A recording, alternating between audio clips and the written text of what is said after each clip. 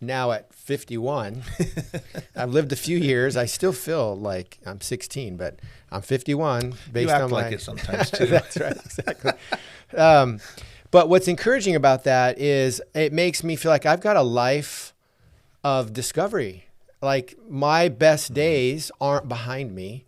I haven't somehow peaked. I haven't somehow arrived, and it's at the end, in the middle of my journey. But there's a whole, adventure waiting to be explored, which gives me for a lot of encouragement. In fact, in our framework, we talk about those peaks, and early on in our journey, we're reading, we're learning, we're educating ourselves. We're also learning from those who are mentoring us in our community. So there's a fast kind of incline of growth that initially is achieved.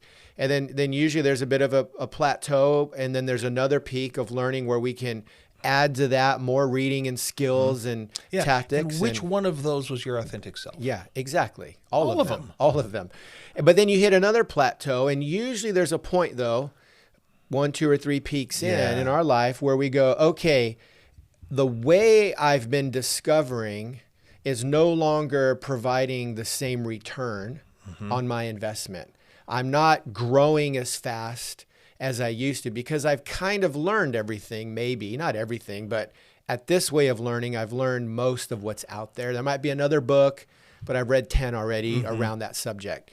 So what we would say is rather than continuing to look out or look up for information or things to form us, we begin to turn in, which is a great picture for this because it's the inward journey of discovery that we believe we really start to open just this infinite capacity to know ourselves, to grow into ourselves, and really reach a whole new level of success, fulfillment, flourishing that we would say too, never even experience in their life. Yeah. And that's the tragedy too, when we do come to the end, some because they just end too short. Their life ended at a stage where it was like, that should never happen.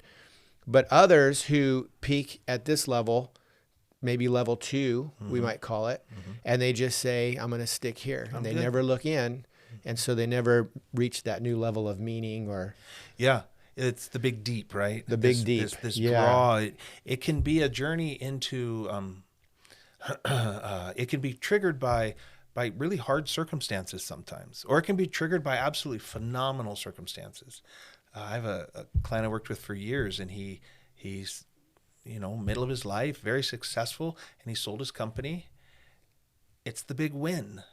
And it's kind of, now what? It's this difficult question on the other side of that kind of success. And it causes this, it's almost like dropping into the abyss in a way, right? But it's where a lot of us can at that season of life, and it takes a few decades to get there because you have to build you have to scaffold up to it in many ways. But no matter where you are in that journey, playing with the question, what are you all about? What makes you tick? How do you create value? And it's a question of distinctiveness. It's not how do you fit in? And oh man, do we want to fit in? And that's good. Like, please don't necessarily fit out. Right.